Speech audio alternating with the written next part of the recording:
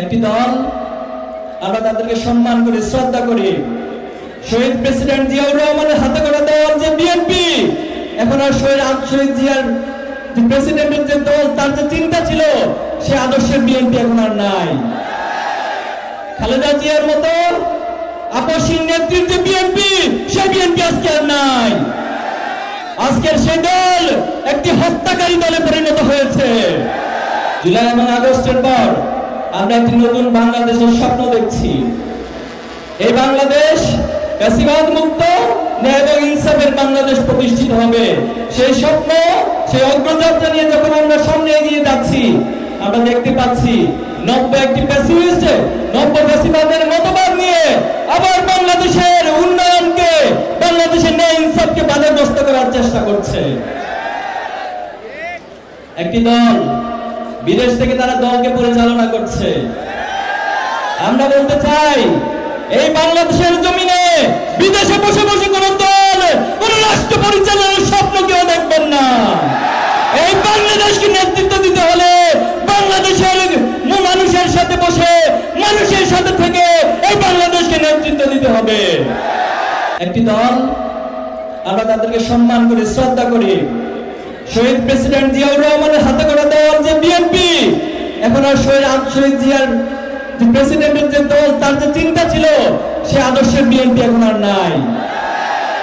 খালেদা জিয়ার মতো আপসহীন নেত্রীর যে বিএনপি, সেই বিএনপি আজকে আর নাই।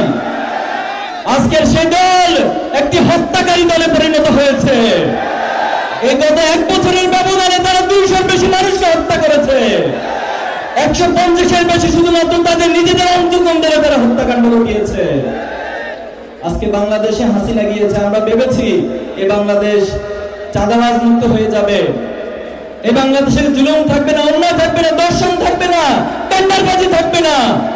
কিন্তু আমরা দেখতে পাচ্ছি নতুন একটি দল, হাসিনার সেই ইজারা তারা নিজেদের কাঁধে তুলে নিয়েছে। তারা হাসিনার সে রেখে যাওয়া কাজগুলো, অসমাপ্ত কাজগুলো বাস্তবায়নের উদ্যোগ গ্রহণ করেছে। আমরা আজকে চাঁপাইনবাবগঞ্জবাসীর উদ্দেশ্যে বলতে চাই, আমরা কি এই দলকে, যে দল চাঁদাবাজ, যে দল হত্যাকারী, যে দল দর্শনকারী, যে দল অন্তঃকলদের নিজেদের মধ্যে নিজেরা মারামারি করে হত্যাকাণ্ড ঘটায়, পাথর দিয়ে মানুষ হত্যা করে, সে দলকে কি আপনার ক্ষমতায় দেখতে চান?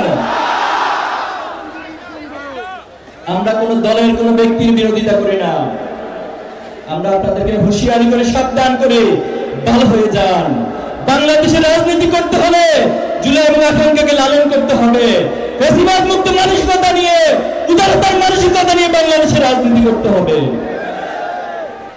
আমরা যখন মাদক মুক্ত করার জন্য উদ্যোগ গ্রহণ করছি, একটি পক্ষ আমাদের বিপক্ষে দাঁড়িয়ে যাচ্ছে। বিভিন্ন সিন্ডিকেট ভেঙে দেওয়ার যখন উদ্যোগ গ্রহণ করছি, একটি পক্ষ আমাদের বিপক্ষে দাঁড়িয়ে যাচ্ছে। আমরা সবাইকে হুঁশিয়ারি করতে চাই, খুনি হাসিনার পতনের মধ্য দিয়ে বাংলাদেশে আর কোন ফ্যাসিবাদী এবং আধিপত্যবাদী রাজনীতি চলবে না। আমাদের তথাকথিত বন্ধু রাষ্ট্র, তারা আমাদেরকে বন্ধু রাষ্ট্র পরিচয় দিয়ে এসেছে এতদিন। বন্ধুর পরিচয় দিয়ে দিয়ে তারা বারবার আমাদের বুকের মধ্যে ছুরিকাঘাত করেছে।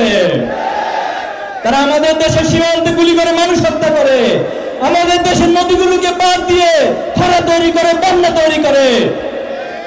তারা আমাদের দেশের শত শত মায়ের মুখ খালি করা গণহত্যাকারী খুনি হাসিনাকে যে আশ্রয় দেয়, তারা কখনো আমাদের বন্ধু হতে পারে না। আমাদেরকে বিভিন্ন ভাবে ভয় দেখাতে আসেন। নিজেদের চিন্তা করুন, আমাদেরকে নিয়ে ভাববেন না।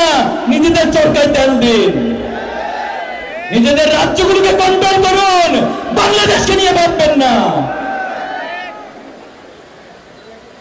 বাংলাদেশের যে যুব সমাজ, যে ছাত্র সমাজ, যে মায়েরা, যে বোনেরা আজকে জেগে উঠেছে, এই জাগ্রত আমরা আমাদের শহীদদের আকাঙ্ক্ষা লালন করে আগামী বাংলাদেশ